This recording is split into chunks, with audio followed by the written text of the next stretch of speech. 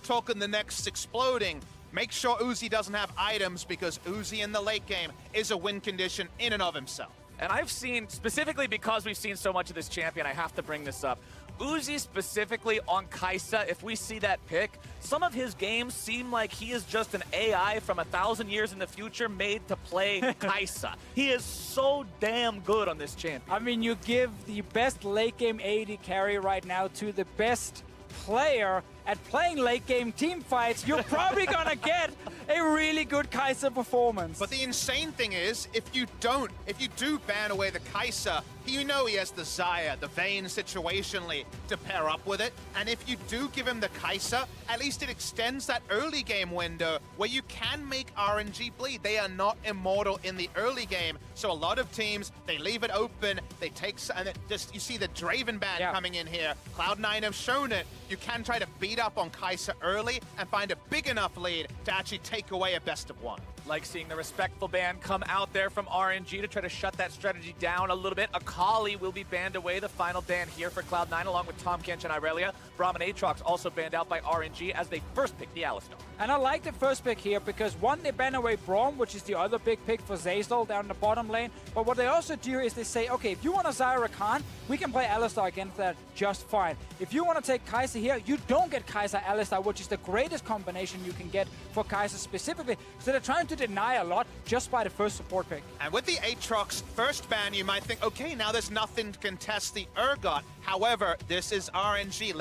Will usually be on a top lane tank like the Ornn and Sion. Both are available to be first rounded. So you look over the side of C9, they'll still feel good about the Urgot, but they're certainly thinking about prizing away the Kai'Sa, because if you leave it open, you know it's coming in from RNG. And if it's get locked in here, I actually want to see with RNG's AD carry pick, Uzi still plays Caitlyn and can use that to try and be a lane bully, but I think it's risky. I think it's a trap, honestly. I know the theory. You think about Caitlyn and Morgana beating Xayah Rakan back in spring season in NA. Yeah. Every time I've seen Caitlyn locked into the matchup, it's done okay in the early game. It hasn't been able to punish enough, and eventually the Kai'Sa comes online. So I've seen teams not be able to recreate the 2017 Worlds meta, where fast push Caitlyn was dominating against Ardent Censor.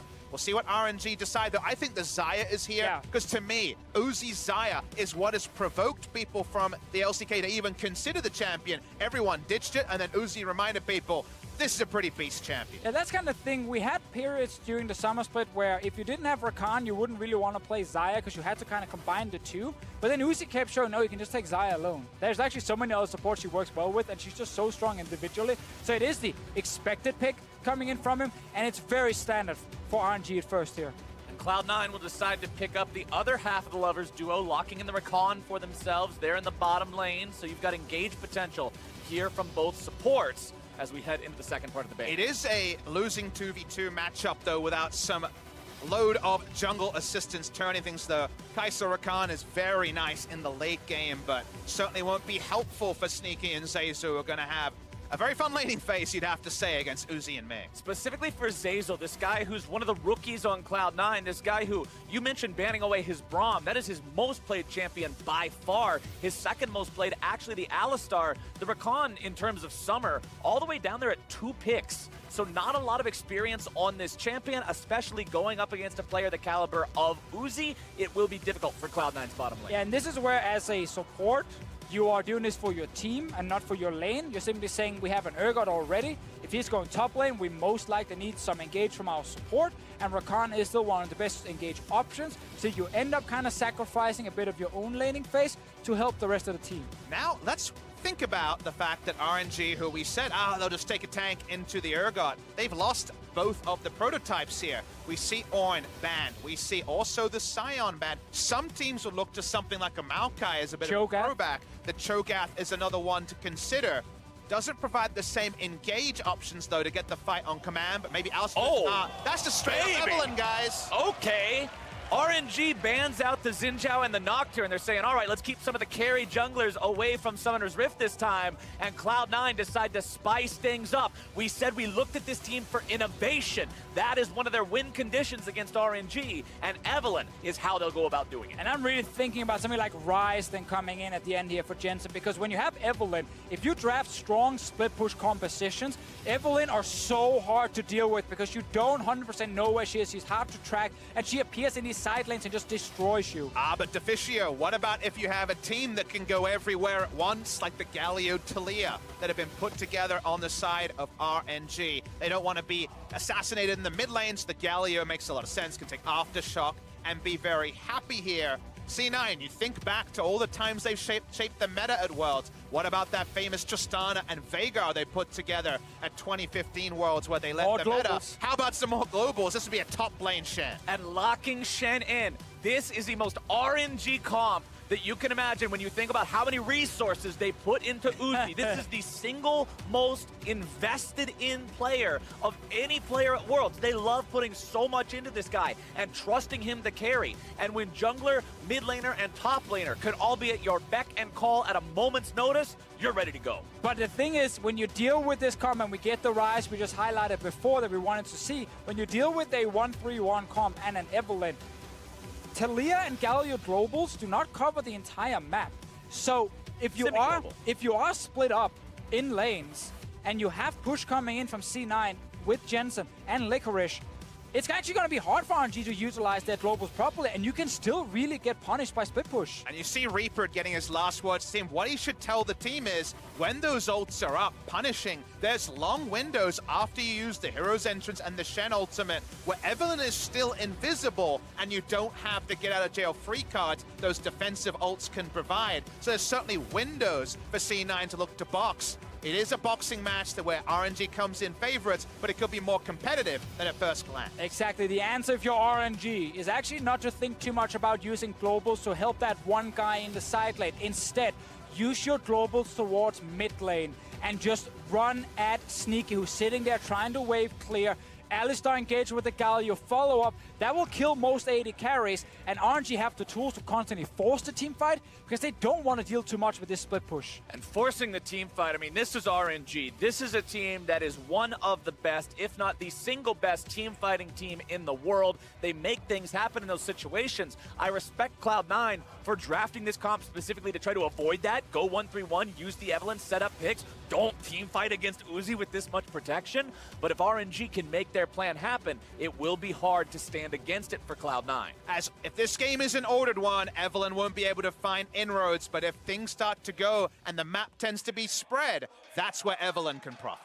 We're on to Summoner's Rift now. It's game number 5 of the day. Cloud9 in the red, running out of the base now on your screen, going up against RNG in the blue, one of the favorite teams coming into the main stage competition here at Worlds 2018, as they'll meet in the middle as per usual, just drawing those battle lines. And let's just zoom in at Svenskeren, on Svenskeren and his Evelynn pick right here. We actually got to see it once during the European playoffs. Maxlor tried to pull it out.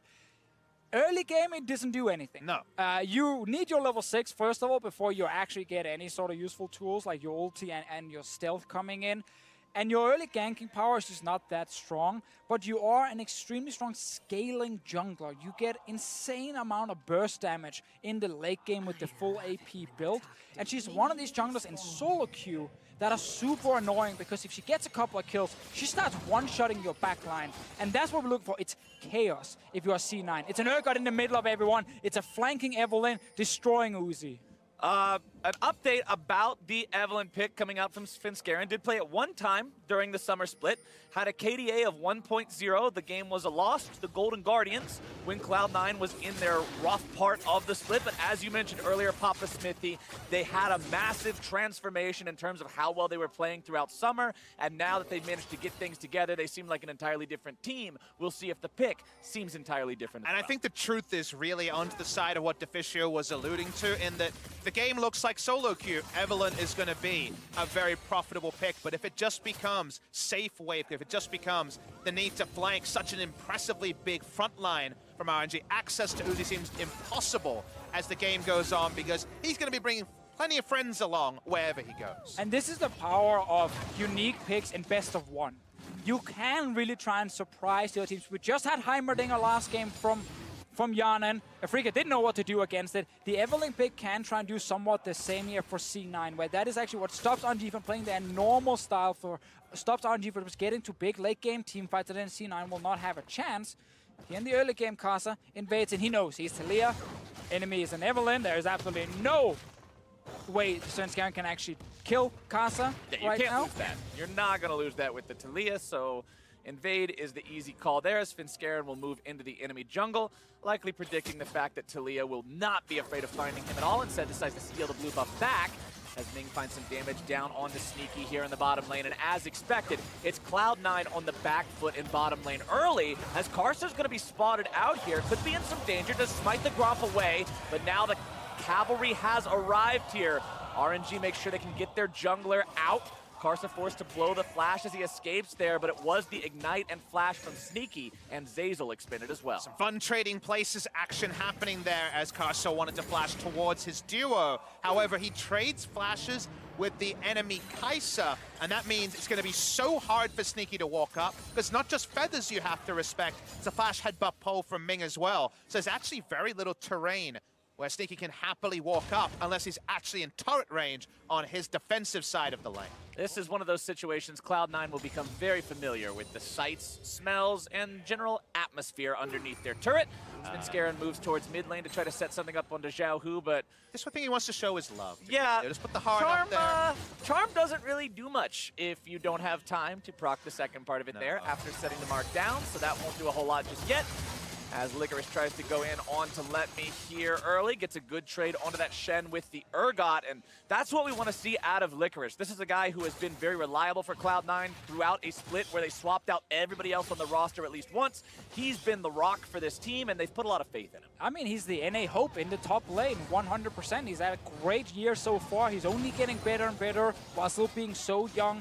Great to see him here at Worlds, but it really fits the narrative of the two top laners that we actually get Urgot, more of a carry top for Licorice, and we get Shen, who's just gonna sit there and get shot in the face 24/7 and wait for Uzi to say, come ult me now, by the way, and then Let Me will go down to that bottom lane and make something happen with his team. But after absorbing the bans, they gave up a champion that can match the wave clear and not die. They only get the secondary part here. As he does get pushed in, he has very little lane priority, and it does mean Evelyn can play top side of the map and have very little worries about Let Me being there, short of investing his entire ultimate to make it happen. And if he ults out, the turret damage is coming in from Licorice. Well, Licorice will maintain that very slight CS lead there in the top lane. As you can check throughout the other lanes, it's also small leads going the way of RNG, though, as Cloud9 overall has just a very small edge in terms of the overall economy here in the early game. Yeah, and this is very expected also when you watch RNG, especially with Kasa. It's not the all-in aggression that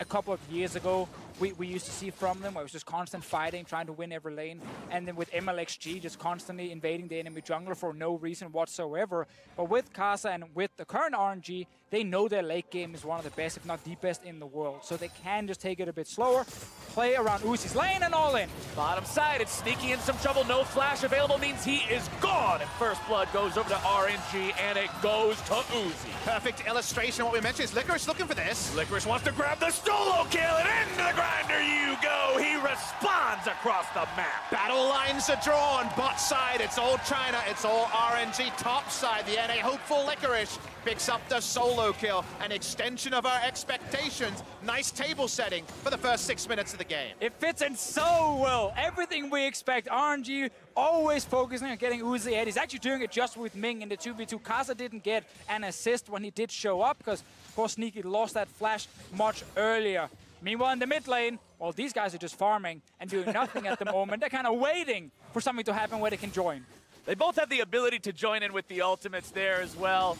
Jensen and Xiao Hu now with those level 6s up means that the ultis are online to participate in the fights if they find that chance. But Licorice on the solo kill with this Urgot. He got Rookie of the Split for a reason, doing work here for his team, making sure if they manage to get an answer after they lose their AD carry in the bottom lane. Now let's talk about the AD carry for a moment. He has to go back to laning in the bot side. We're going to get some replays here on your screen. This is Sneaky walking up, and he doesn't play around the feathers with his flash down, so he just straight up dies. That part pretty straightforward. We talked about how there were very few places he could stand in lane. This is Licorice getting a level 6 advantage. Doesn't expect the flash in. Be it beyond death. One thing I want to get to, though, and I want to get your idea on this, Martin Deficio. What about just sending Sneaky topside to try to crash down Shen's turret? He doesn't do so well there, and Sneaky's in trouble. Speaking of crashing down, it's Xiaohu with a surprise delivery of pain for Sneaky. RNG find themselves kill number 2. At some point, you're gonna probably have to do it, or you just lose bot lane turret for nothing. But you obviously want to abuse the 1v1 lane for Licorice as long as possible as well. So I feel like at this point, Sneaky and Zeyzal might just have to suck it up. Thought about attacking that global as mid lane. Jensen stopping Xiaohu from getting himself away. Xiaohu has flash available here now. RNG bringing in some backup with Karsa. They'll get themselves away for now. The charm comes out. Xiaohu going to be in some trouble. Nearly executed. Damage comes down, but it's not going to be enough. Tragedy for Cloud9 as they can't find the first kill. But Ming's going to be the consolation prize. Rack up number 2 for Licorice. I like these group up plays from the side of Cloud9. Maybe attack Shen and keep yourself away from Sneaky laning without that flash. They didn't do that. They go down, but they make the proactive play in mid lane. Galio doesn't go down, but Ming can't spare the blushes of his team. And we need more top lane or mid lane and top lane action from C9's side, because they will lose this bot lane turret very soon. There's an Infernal Drake as well for RNG to take, but this is important. They obviously want more than just a single kill, but they're winning the skirmish here. They get the ulti from Karsa as well. We see the Shen around mid lane. Ming is here, like everyone from RNG except for Uzi are trying to win the skirmish, but they are losing it. And the fact that Urgot is the one picking up the kills, he can get his Black Cleaver fairly quickly. Shen will not be able to do a damn thing. They need this Urgot to be so far ahead because bottom lane just keeps finding trouble after trouble. And now Uzi's got himself his second kill of the game on this side. Moment you accept that invitation to take the Rakan, this reality sets on you. It's 3 kill involvements already for Uzi, and Sneaky's fast down again. The bot lane is done. Yeah, and we talked about how C9 are sacrificing the bottom lane, especially by trying to bring more engage to the table with Rakani. But what's happening is Sneaky's just getting hit by feathers all the time. It sets it up so easily for Ming as well to all in. 0-3. Uzi sits with 2 kills on his side. He's already taken down the turret. He's gonna get Infernal Drake. Licorice, he's trying his best, but man, he's left alone. Uzi has almost doubled Sneaky's CS 10 minutes into the game. It's 92-56. Sneaky has died all 3 deaths of Cloud9 so far. It's so rough for him in this early game. And on a champion like Kaisa that needs time to scale up, he might not have that time if Uzi keeps going off like Watch this play. 3 feathers on the ground, 4. Zeyzal and Sneaky walk on top of each other and get double stunned there. That's just unacceptable, really, in the 2v2. You were talking about the greed of Cloud9 making more plays while the globals are on cooldown. They're still on cooldown, and yet we saw a kill come down in bot lane for the side of RNG. We saw the Xayah and Rakan, the lovers duo, get broken up in Champion Select. Somebody always comes out on top, seeming like they're in better shape every time a couple breaks up. And right now, Xayah is living the good life. Xayah got the house and everything. Oh, yeah, Xayah got the house, the dog, the car, everything. Rakan's just over here hanging out in his bachelor pad, wondering what happened. The Sneaky will be on recovery for a long time throughout this one. RNG happy with the condition of their AD carry so far. Remember, that's the win condition. That's who's got to be protected. Good news. Uzi is now top lane and Sneaky's bot lane. So he will not die to Uzi for at least a couple of minutes. Let's see what can happen up here. C9 with the very strong Urgot. I don't know. Yeah, Sunshine is around. Bad news, though. Seems like Kaisa got the Stormrazor in the divorce, and there's nothing on the other side. But Sneaky, he's not there, of course. He's walking Xayah up, got though. the Stormrazor. Yes. Yeah, Xayah got the Stormrazor. She got the Stormrazor. Xayah also kept all the friends because Shen ulti and Galio ulti is now available. They're also going to join the party if anything is happening. So it's going to be pretty rough to shut down Uzi at this point. You actually want to get Licorice in the 1v1 lane against Let Me again. But then they're losing Rift Health if they do that. So it's just super rough. They're wasting his time as well. Licorice with the 2 kills is milling around the map because he wants to find only one person. RNG happy to play in multiples. We see the push through mid lane. Here is Licorice, though. They're trying something. Xiaohu tries to get himself away, is going to be charmed up. They've already found the Urgot ulti. Take him down to 25%, and he's going to be grinded up yet again. Licorice goes on a killing spree and tries to keep Cloud9 going even further. It keeps happening. C9 finding kills around the mid lane. Ming is behind him. He's all alone at the moment, just zoning them away. But Shen ulti is available in case something happens. Meanwhile, Sneaky is actually getting quite some time to just push in the bottom lane. And Xayah is solo taking down another turret. The gold numbers here for Uzi versus Sneaky are going to be very one-sided. Karsa comes to mid lane. He has that Rift Arrow, won't be plonking it down just yet. I do like the fact that C9 are trying things. We already set the table earlier and said this eventually becomes a teamfight comp for RNG. Eventually it's much earlier when Uzi is this big and has so much gold, and C9 just have to keep hitting and hoping at 12 minutes into the game. Svenskeren wisely staying the hell away from his red buff there, recognizing that RNG had control over that quadrant of the map and were likely waiting, having already stolen it. They were, so he keeps himself out of that kind of danger for now, but it's still a 2,000 gold lead for RNG, despite the kills being even. They've still got the Infernal Drake there for the scaling. They've still got the 2 turrets to 0 advantage in terms of overall map control with that Rift Herald in Karsa's inventory. We said we looked at the early game as a point that Cloud9 could try to exploit and take over to find a win here against RNG. But so far, the early game has gone the way of the LPL representative.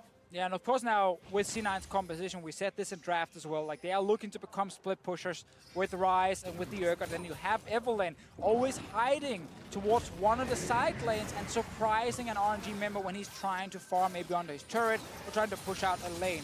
The problem is, now that you're losing so hard, 80 carry versus 80 carry, you're never getting mid lane control if you're C9. And that's actually one of the most important things. If you want to split push, you must control mid, so the enemy team can't just move down behind you and kill your split pushers. And even simpler, you give up a Rift Herald, you give up Drake control, and then Evelynn is reacting to things. She's not making things happen. She's trying to spare blushes. She's now just trying to shadow Sneaky in the top side as he finally finds some solo time. And Evelynn is just traditionally one of these champions, gentlemen, that feels so much weaker when she's on the back foot. When you're not constantly making your opponents guess, oh, where is she? Oh, we're afraid. And now she's going to be caught out and immediately just destroyed by Ming and Karsa together. The Evelynn, not a champion that can survive that sort of an ambush. I mean, you're hitting the point in the game already where you can't go into the river because you don't have anyone mid lane. Like, at any point, C9 will just sit with no one there, and RNG will have jungler, support, and AD carry. They're going bot lane. Oh, they're trying to collapse now on the rest of Cloud9. Good escape there, using the Realm Warp. Jensen, quick thinking, gets him and Licorice away. And Licorice flashes into the Realm Warp to get the escape. A single flash wasn't going to be enough. 4 members coming to take him down. So nice creative play there, but it doesn't get them anything. It just spares losing something further to RNG. One thing I want to point out that I'm seeing in the inventories right now, an early stopwatch for Licorice. He wants to make sure he can go into these fights, activate the Purge, fire off as many shotgun knees as he can get, and still keep himself alive. He recognizes he is so critical for Cloud9 to win any sort of an engagement at this point in time that he needs to just maximize any chance he can get for that damage, because RNG is frightening. QSS also on to Uzi. Remember, if you pop that after the Urgot chains have already attached to you, not when the harpoon is stuck in your butt, but once you've got the chains, that means that you will avoid the execution. You paint a beautiful picture there, Captain. I'm all about the mental imagery, my friend. That is where Cloud9 are trying to find themselves a victory. Somehow get their way onto Uzi, but there's no way to do that, so you've got to play the split push game, like you already mentioned. Exactly, and I think we should highlight a difference in terms of top lane split pushes compared to last game where we had the Camille from Wonder's side. Camille was the one who could destroy turrets very quickly and just kind of bulldoze down 2 to 3 objectives, and if you leave her alone, you might lose an inhib. Urgot is a much slower turret taker. Like, he's a very strong 1v1 duelist, and he's gonna be very good when Evelynn shows up as well to set up, you know, a knockback into a kill. But it's not the same where if you leave him alone in the side lane, he will take your entire base. It is still a continuum, though. You have Camille right at the top. You do have Urgot above the middle because his W allows him to shred turrets, so he's not a pure tank, but he doesn't itemize further AD than just the Black Cleaver. So yes, compared to the Camille, the pace expectation there is small. And when it comes to map control, feels like RNG control. Both neutrals, the river area has already been shown to be somewhere that they also have earned a lot of advantages. Sneaky finally has found the Stormrazor, but RNG are just rotating around the Urgot, just like we suggested C9 should rotate around the Shen. RNG grouped up as 4 here. They've got their Galio holding the top side of the map while they push into the tier 2 bottom. Another minion wave and not enough Cloud9 members nearby means they're able to secure this one for themselves. Cloud9 investing into maybe making something happen topside, but RNG says, okay, invest into topside. Nice inhibitor turret. They will back away now, since Cloud9 is going to respond to that. Jensen will make his way back towards the base, but Cloud9 just seems to be a step behind. Well, it's hard, right? When you lose mid lane, yes, or the mid lane now, obviously you didn't lose the laning phase in mid, but you've lost control of the mid lane after laning phase ended because Ming and Uzi are so far ahead and they have these globals to back them up. So whenever Licorice tries to push out in his lane, he will see 3 members from RNG leave the mid lane, move towards his side, and he will have to back away like we just saw here. And you just see the fact that Uzi is escorted wherever he goes. I'd like to get those minions. Here comes 2 friends next to him, and someone like Galio or Shen holding down the fort, a much tankier person for Svenskeren to potentially attack. So we just see Svenskeren watching Uzi take down objectives, hit turrets, and never actually be able to open up like those nice picks he made in the mid lane earlier. And this is what we talked about with RNG and how many resources they put into this guy. Resources doesn't just mean gold. It means the time and attention of everyone else on your team. He is the VIP, everybody else is Secret Service. What's that, Mr. Uzi? No problem, Mr. Uzi. We'll take care of it for you, no problem whatsoever. This is the player, however, we keep mentioning. Licorice in his side lane with Svenskeren coming in from a flank to try and back him up. You will get a ton of damage on the turret now. You have minions as well to back you up. And there is no Baron alive yet. That's going to be the objective RNG will use to force team fights. But it's not here, so you can try and get a kill and a bot lane turret. RNG trying to just muscle down this mid lane tier 2. Uzi's got the protection of Karsa and Ming nearby, not really worried about a whole lot of anything. Tier 2 will fall there. That's turret number 5 for the side of RNG, as Cloud9 will look to make something happen here on the bottom side of the map. Svenskeren and Licorice working together, looking to take down Let Me. They're going to need some more damage to do it. Xiaohu wants to go in, find some kind of a flash into a taunt, but the escape from Svenskeren, predicting that would come forward, gets himself out. No kill to be found for C9. I love how RNG are making proactive plays, though. They sense that Evelyn's bot lane push through the mid. They get the teleport in to stop there being a turret dive, and they, as a 3-man, push the top side. So they are still reacting to what Cloud9 wants to do, and then one-upping them in mid and then top lane, and it means they grow their gold lead, and C9 can't stick any of their plays. I like the fact that Cloud9 is trying to play around Licorice. I like the fact that they're trying to set him up because they know that's what they have to do at this point. That's really the only chance. But the response from RNG is on point. They're not allowing that advantage to be played to any real game for the side of Cloud9. And it's put them in a spot where their lead does nothing but steadily grow, almost up to 5,000 gold now. And we're still waiting for Baron. Like, we're only 20 minutes into the game. They've taken down 5 turrets. So now Baron is alive, which means every single time Svenskeren is bottom lane, there's a chance RNG just starts the Baron. And they will be able to force C9 then to TP in with the Urgot and fight 4 versus 5 in a team fight. And that's obviously not going to work if you are C9. So now the most annoying objective is actually alive. If you are trying to play split push, let's see if they can get down at least a turret.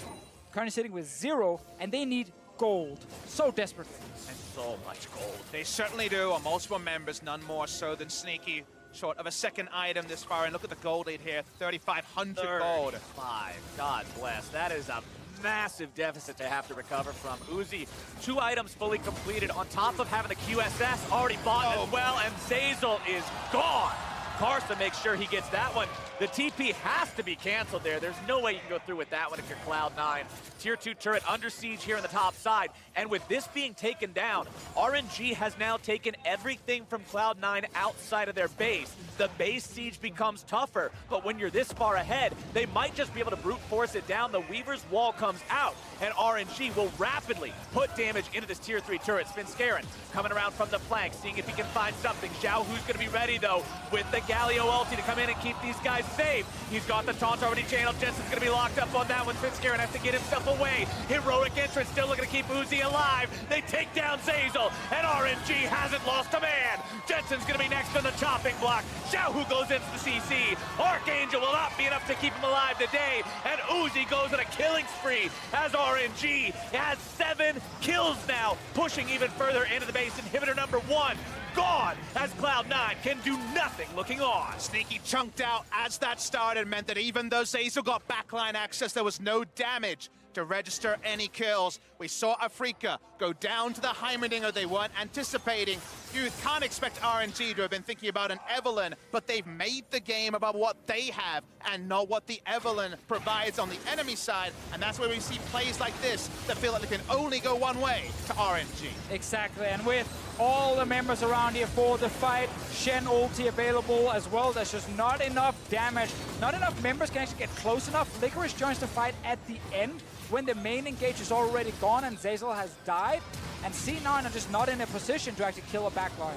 Licorice joins the fight at the end, and as the fight breaks out and Zeyzal goes in, Sneaky is sub 300 HP. Yep. He cannot go in on the Kai'Sa, he cannot provide the damage, and Cloud9 has no chance in that fight, down 7,000 gold and an inhibitor now. It's becoming almost impossible for them to make any kind of a play to get back into this, barring a mistake from RNG that they can punish.